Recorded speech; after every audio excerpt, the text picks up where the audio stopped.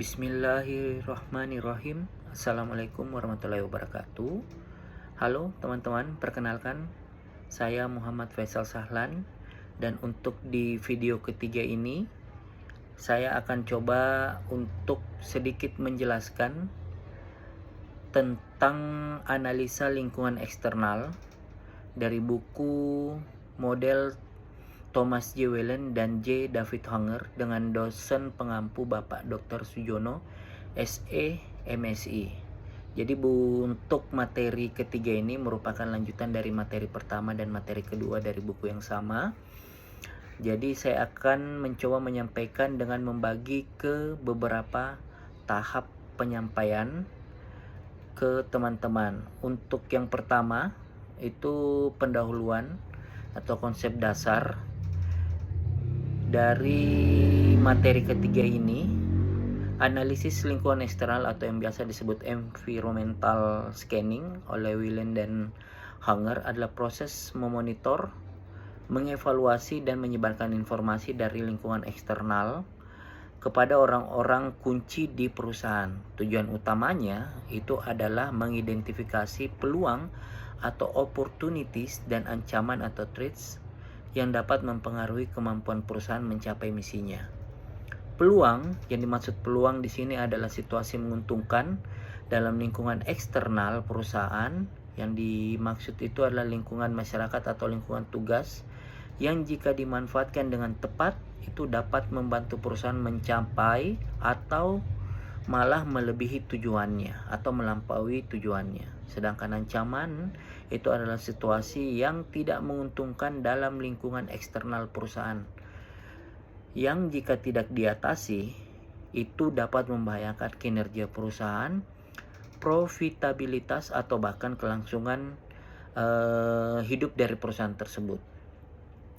Dalam strategic management model, environmental scanning adalah langkah pertama dan yang paling krusial. Mengapa krusial? Karena secara ringkas, environmental scanning adalah filter realitas bagi perusahaan. Keputusan yang krusial dari model manajemen strategis yaitu menetapkan tujuan, memilih strategi korporat, bisnis dan fungsional. Semuanya tergantung pada keakuratan dan kedalaman analisis eksternal ini. Jika ternyata fondasi ini lemah, itu seluruh bangunan strategis akan runtuh. Seperti itu. Whelan dan Hanger membagi lingkungan eksternal menjadi 3 lapisan yang saling terkait dan mempengaruhi. Yang pertama yaitu lingkungan alam atau natural environment, yaitu sumber daya dan iklim. Lingkungan masyarakat atau societal environment, yaitu kekuatan umum yang mempengaruhi keputusan jangka panjang. Dan yang ketiga adalah lingkungan tugas atau task environment, yaitu industri dan elemen yang berinteraksi langsung dengan perusahaan. Oke, itu tadi yang dari bagian pertama. Selanjutnya kita ke bagian kedua atau analisis lingkungan masyarakat atau societal environment. Di bagian kedua ini nanti kita akan membahas tentang analisis step. Oke, lingkungan masyarakat atau societal environment ini terdiri dari kekuatan yang sangat luas, teman-teman. Itu yang mempengaruhi hampir setiap perusahaan, seperti tren demografi, nilai budaya, dan perubahan regulasi. Perubahan pada lapisan ini biasanya terjadi lambat, tetapi ternyata mempunyai dampak yang bersifat jangka panjang dan transformatif. Alat analisis step ini itu kita menggunakan kerangka step untuk memilah kekuatan-kekuatan umum ini. Tapi kalau dalam edisi yang terbaru itu bukan step lagi namanya, tapi biasa disebut dengan pastel. Tapi karena kita membahas buku ini, jadi kita masih mengacu pada kerangka step ini, di mana S itu adalah sosial kultural atau sosial budaya, yang di dalamnya itu ada nilai, gaya hidup, keyakinan, dan tren demografi yang berubah. Contohnya peningkatan kesadaran kesehatan, tren work from home, dan juga penuaan populasi. Yang berikutnya adalah T atau technological, yaitu inovasi dan perkembangan ilmiah yang menciptakan produk, jasa baru, dan cara baru dalam berproduksi. Contohnya yang sekarang itu ada kecerdasan buatan atau AI, blockchain, dan juga untuk di komunikasi sekarang itu sistem selalu berkembang. Kita dulu tahu 3G, 4G, dan sekarang mungkin sudah sampai di tahap 5G. Untuk I-nya kita ada economic, yaitu variabel ekonomik makro yang mempengaruhi daya beli dan perilaku investasi. Contohnya tingkat suku bunga, inflasi, PDB, dan juga nilai tukar mata uang. E berikutnya adalah ekologikal atau ekologi atau alam. Itu isu terkait lingkungan fisik dan praktik berkelanjutan atau sustainability. Contohnya ada perubahan iklim, pengelolaan limbah, regulasi emisi karbon. Di sini Whelan and Hanger memasukkan ini sebagai bagian dari STEP dan juga lingkungan alam. Dan untuk P atau political, legal atau politik hukum, regulasi pemerintah, undang-undang, kebijakan fiskal, dan stabilitas politik. Ini adalah sesuatu yang saling berpengaruh dalam lingkungan manajemen strategik ini. Contohnya mungkin kebijakan pajak, undang-undang perlindungan data konsumen. Kalau yang sekarang mungkin kita lihat kemarin ada statement dari Menteri Keuangan yang baru, Pak Purbaya, yang mengatakan bahwa cukai itu tidak akan dinaikkan di tahun 2026. Itu merupakan angin segar. Di satu sisi mungkin angin segar buat pelaku bisnis cukai, tapi ternyata juga mungkin sisi negatif dari teman-teman yang anti rokok kalau ternyata itu justru kedepannya akan menambah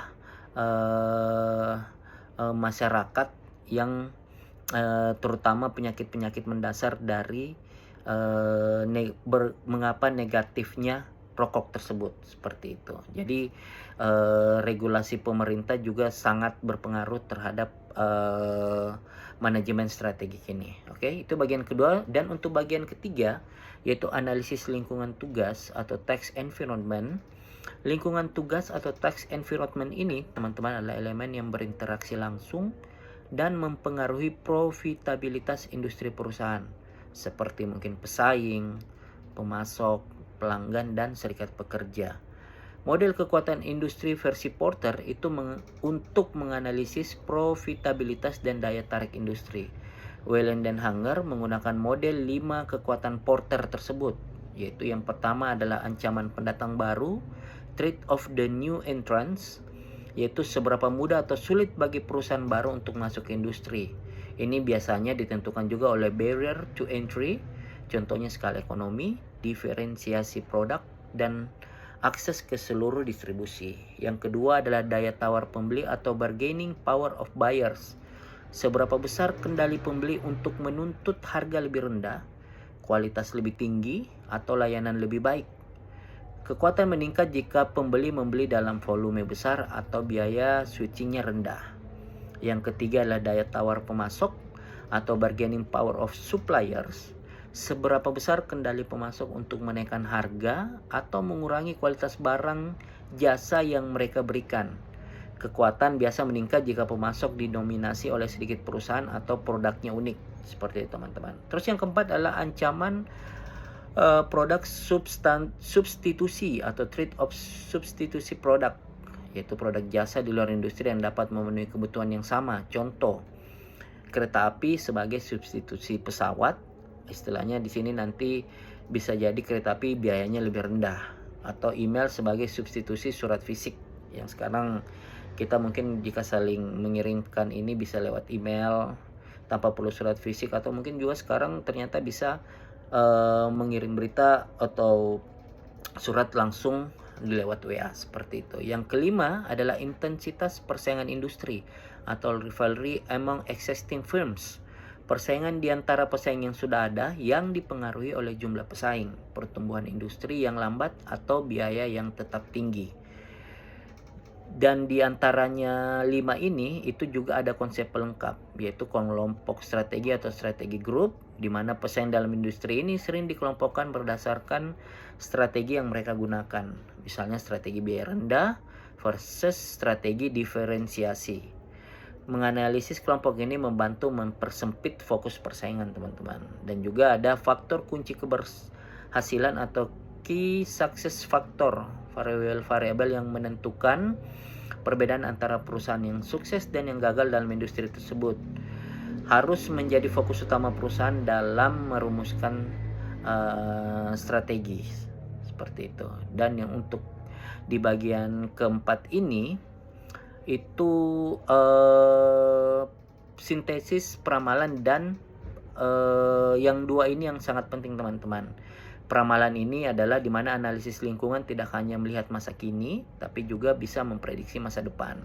Bahaya asumsi ini, itu keputusan strategis yang buruk ternyata seringkali didasarkan pada asumsi yang salah tentang masa depan, teman-teman. Yang berikutnya adalah teknik peramalan, itu memproyeksikan tren masa lalu ke masa depan, dan juga bisa digunakan untuk mengembangkan beberapa skenario masa depan yang mungkin, misalnya skenario optimis, pesimis, dan yang paling mungkin, seperti itu.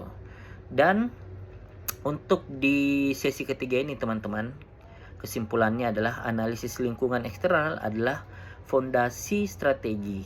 Tanpa pemahaman yang jelas tentang step atau yang 5 analisis tadi, 5 kekuatan Porter dan KSF dan strategi perusahaan akan menjadi miopia strategis. Oke, itu yang mungkin yang dapat saya sampaikan untuk di sesi ketiga ini, teman-teman. Jadi jika teman-teman ada yang akan menambahkan, memberikan saran, atau juga mungkin pertanyaan, boleh nanti di kolom komentar, dan kita akan membedahnya bersama-sama.